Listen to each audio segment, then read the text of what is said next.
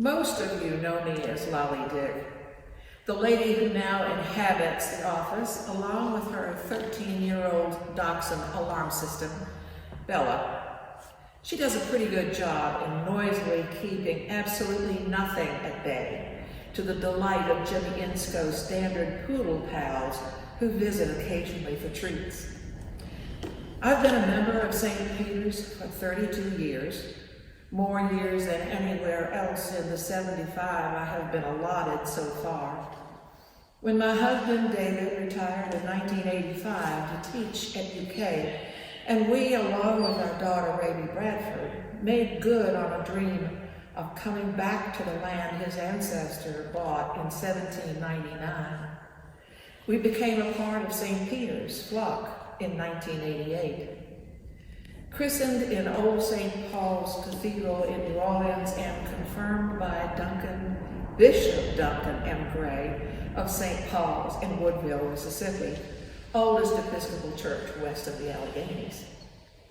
I can't say that I ever recall hearing the word stewardship. If I did, the word didn't have any impact. Sunday's collection plates were passed, my weekly quarter was put in, and that was it. My young brain was wrapped around other things like catching bugs for biology projects at night under the streetlights after the EYC meeting. In the ensuing years, I have come to learn that there are all sorts of stewardships in life. I've learned that proper farming practices and stewardship of the land are one and the same. Being guardian for the well-being and finances for a family member who has suffered with cerebral palsy since birth is a responsibility that is stewardship as well. Both of these accountabilities, however frustrating they can be at times, must be dedicated services to be successful. As far how stewardship is part of the individual responsibilities we have here at St. Peter's, it is a given that we have a wealth of resources, of time, talents, and yes, treasure. As Christians, we all have certain gifts to share, be it bagging foodstuffs for a Thanksgiving meal delivery to those in need, or weeding the gardens, or driving someone to a doctor's appointment, or calling a lonely shut-in during the pandemic. But this time we cannot come together to embrace one another without reservations. Our chance meetings consist of awkward elbow touches, accompanied by nervous laughter, muffled by uncomfortable but necessary masks. We feel silly and unsoothed by our lack of the feeling of human warmth. Our dogs receive more contact from us than our spouses, children, friends, and neighbors. This year, along with everyone else, St. Peter's has been given a challenge of enormous proportions, in that to keep our beloved church alive and ready and waiting for our return, our continued support is vital for its survival. Yes, St. Peter's doors have been closed along with all the wonderful services so necessary to our spiritual lives. Communion taken on bended knee at the rail, activities and meals enjoyed face-to-face together. But that doesn't mean that financing the work of God stops still, hunkers down, and just waits for someone else's nickel to keep it afloat. Our collective strength comes from everyone doing their part, and our financial stewardship of St. Peter's depends on our individual covenants with God for however much we want to share. Whatever it has been, whatever it is now, please consider the requests you have heard and received from Jim Potter, Donna Conrad, the vestry, and Mother Keela in determining what your heart knows is meet and right so to do for you. Then bring or send your giving cards to our Consecration Sunday on the 15th to be placed on the altar and blessed by Mother Keela. With your help, the love of all of us at St. Peter's continues, and we'll come out on the other side of this devastating challenge time in our lives, the memories of what we've been and the hope of what we will be and become in the future is strong, for we are St. Peter's. This may be unorthodox for a stewardship address, but I ask you to close your eyes as I read something that I wrote several years ago, and I want you to listen, really listen, to your story at St. Peter's. This is us. Gracious smiles and warm hugs welcome us home through tall double doors that promise messages as clear as their glass hearts. Sounds of heels striking the honey-colored floor, sounds becoming muted as feet reach the center aisle's carpet.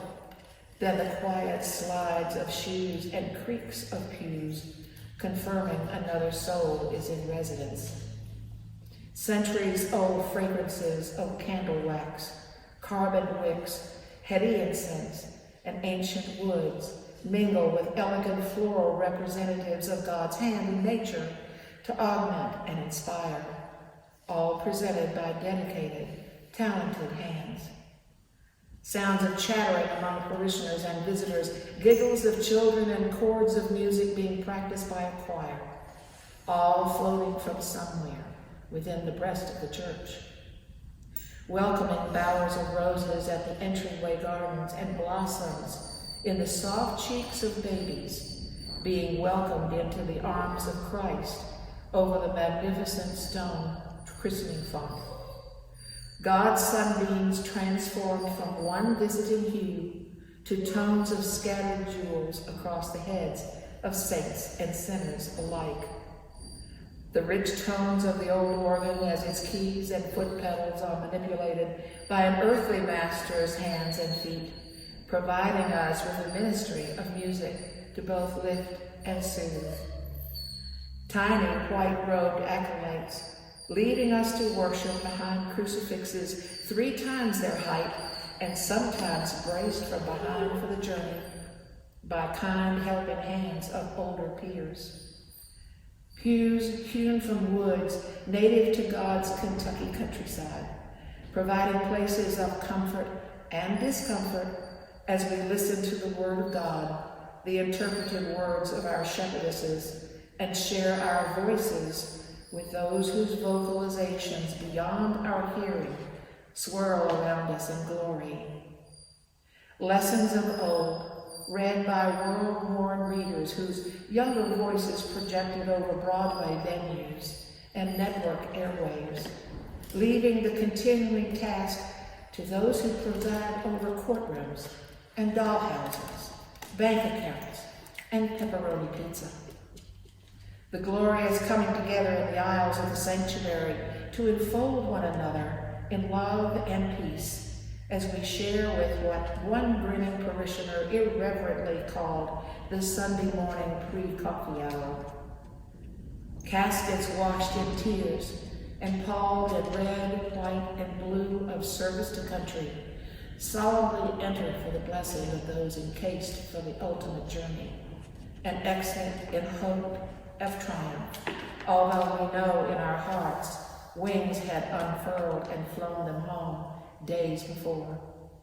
Soft brass tones of the Trinity, the lifting of wine and bread of brown grain, made and scored with a cross by loving hands, then blessed, broken, and shared as Christ's body was bled, broken, and shared for us.